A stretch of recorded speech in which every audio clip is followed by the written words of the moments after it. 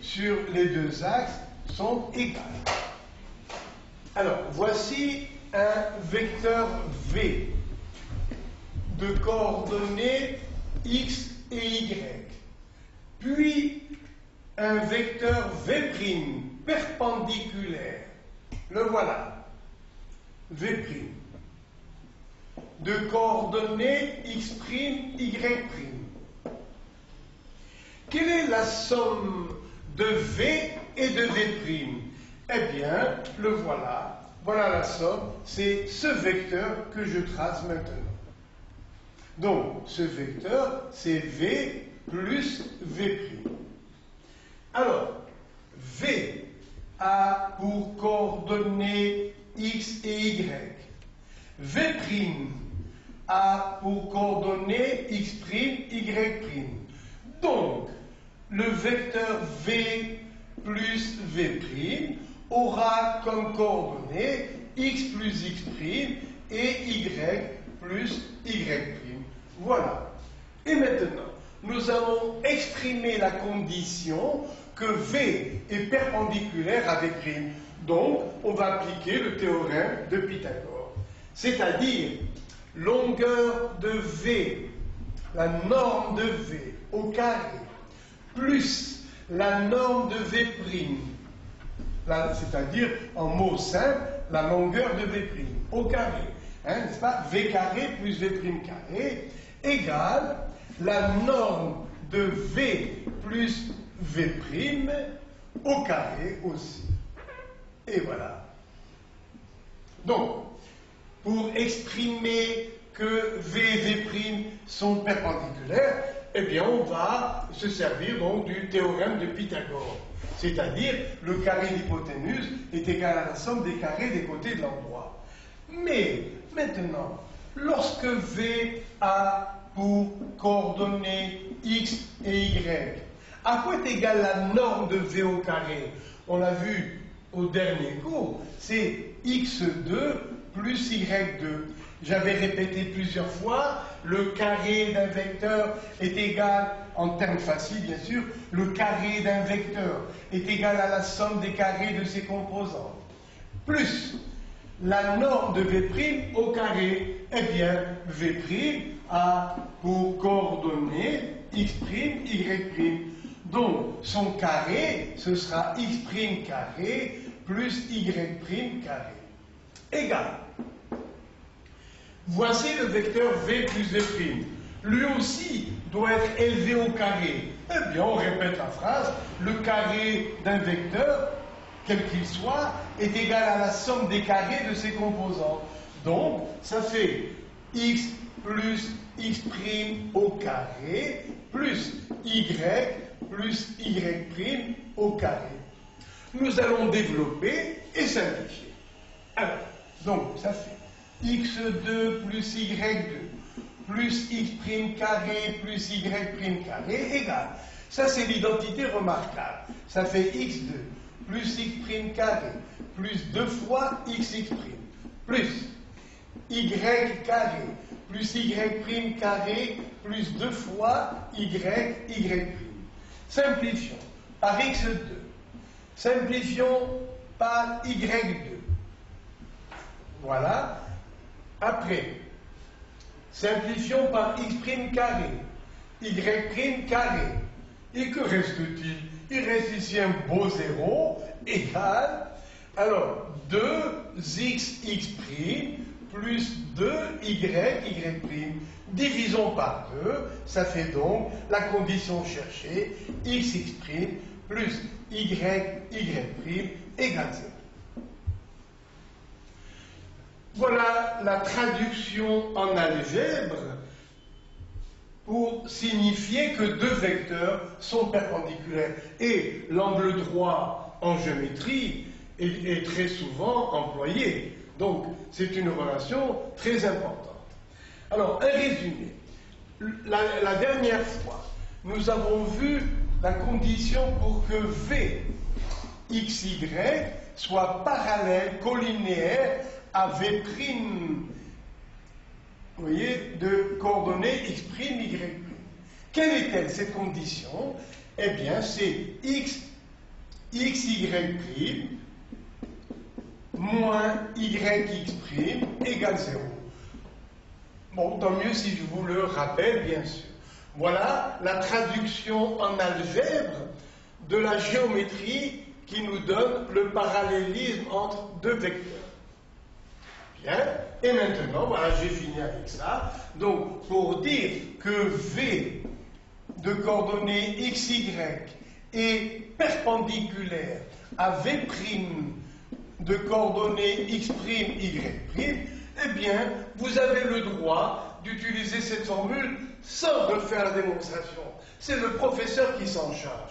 Donc, il suffit pour vous de retenir xx' plus yy' égale 0.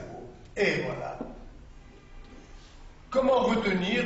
Ben voilà, vous dites xx' plus yy' égale 0. Là, c'était le produit en croix, et ici, c'est un produit direct, xx' plus yy' égale 0. Voilà.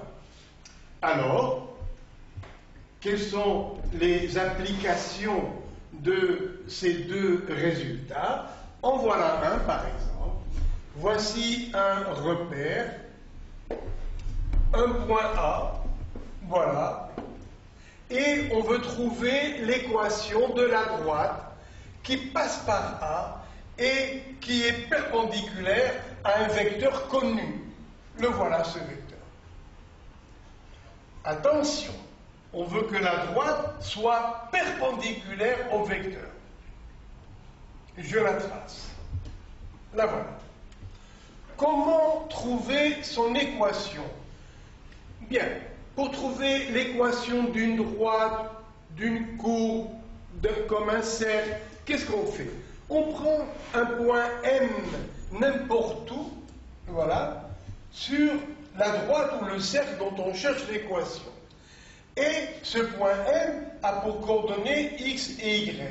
Donc, l'équation de cette droite, c'est la relation entre x et y pour que M reste sur cette droite, pour que cet angle soit toujours droit. Bon, eh bien, A et M sont l'origine et l'extrémité d'un vecteur. Vecteur AM. Et comme la droite qui porte ce vecteur, eh bien, AM est perpendiculaire à V. Alors, donc, A a pour coordonnées moins 2 et 1. M, qui est quelconque, a pour coordonnées x et y. Donc, quelles sont les composantes, quelles sont les coordonnées du vecteur AM? Donc, vecteur AM a pour coordonnées x moins 2. Ça fait x plus 2 et y moins 1. Et ce vecteur doit être perpendiculaire à V. Perpendiculaire à V. On nous donne ces coordonnées. Moins 3 et 2. Comment traduire le fait que AM et V sont perpendiculaires? Eh bien voilà. Voilà deux vecteurs perpendiculaires. Donc, la traduction algébrique, c'est xx' plus yy' égale 0. Voilà, calculons la même chose ici, ça nous donne x plus 2 que multiplie moins 3. Je mets d'abord moins 3 fois x plus 2 plus yy', les y ensemble, 2 fois y moins 1 égale 0. Regardez comme c'est facile, ça donne 2y moins 3x moins 6 moins 2, ça fait moins 8 égale 0. C'est d'une simplicité extraordinaire. Et avec ça, on peut trouver l'équation de la hauteur d'un triangle, par exemple. C'est ce que j'ai marqué ici. Regardez, on vous donne le point, on vous donne même 3 points, A, B, C. Trouvez l'équation de la hauteur AH. La hauteur c'est AH, on voit un petit assez mal. Voilà, je vais reprendre. La hauteur c'est AH. Voilà. Du triangle ABC. Voilà. une petite minute pour juste effacer ce morceau. Voilà. Un dessin juste pour comprendre ce qu'on a fait. Voilà. Où je place les points n'importe où. Voilà. A. C'est juste pour réfléchir. Voilà ABC. Les 3 points qu'on nous donne. Et maintenant, il faut trouver l'équation de la hauteur du triangle ABC. Alors, je la trace. La voilà, cette hauteur. Bien sûr, il y a le segment hauteur ou la droite qui porte la hauteur, ce segment. Alors, je vais appeler ce point A'. Voilà. Ou AH, c'est pareil, puisque vous abonnez à H. Alors, je dois chercher l'équation de la hauteur. La voilà l'équation. Quelle que soit la ligne dont vous cherchez l'équation, que ce soit une droite, un cercle, une courbe, on procède toujours de la même manière. On prend un point M de coordonnées x, y quelconque. Puis, on fait apparaître donc le vecteur AM. Comment doit-il être par rapport au vecteur BC, puisque là il y a un endroit? Tiens, eh bien, AM doit être perpendiculaire à BC. Et voilà. Alors, A, au travail. A pour coordonnées -4 et 2. B a pour coordonnées 1 et 4. C a pour coordonnées 5 et 3. Donc, quelles sont les coordonnées de BC? Alors, BC, eh bien, c'est x de C moins x de B. 5 moins 1, ça fait 4. Y de C moins y de B. 3 moins 4, ça fait moins 1. Voilà. Et maintenant, j'ai besoin de AM. Bon, alors, voici M, coordonnées quelconques, x et y. Alors, donc, composantes ou coordonnées de AM. Ça fait quoi? Eh bien, ça fait x de M moins x de A. X moins 4, ça fait x plus 4. Et y moins 2. Voilà. Et on veut que AM soit toujours perpendiculaire à BC. Voilà, perpendiculaire.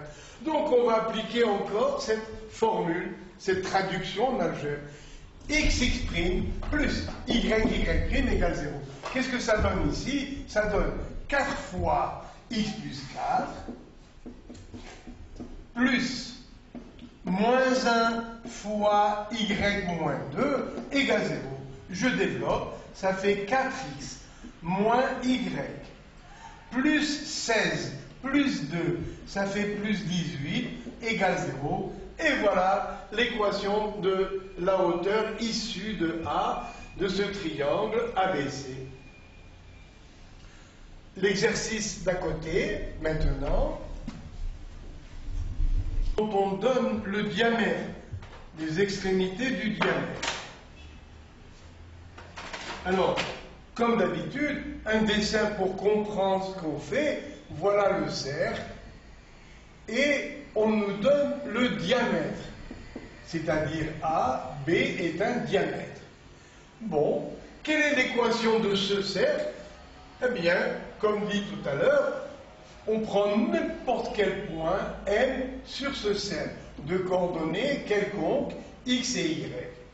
Et à nous maintenant de faire apparaître des vecteurs. Alors, nous avons le vecteur AM. Comment est-il par rapport à BM? Eh bien, on sait que si l'on joint un point aux extrémités d'un diamètre, on obtient un angle droit. Coucou, voilà encore l'angle droit qui revient. Donc, les vecteurs AM et BM doivent être constamment perpendiculaires. Alors, je les calcule. Ici, je mets M de coordonnées, voilà, M de coordonnées x, y. J'ai besoin des coordonnées des vecteurs AM et BM. Allons-y. Alors, AM, c'est x de M moins x de A. Ça fait x moins 2. Ça fait plus 2. Y moins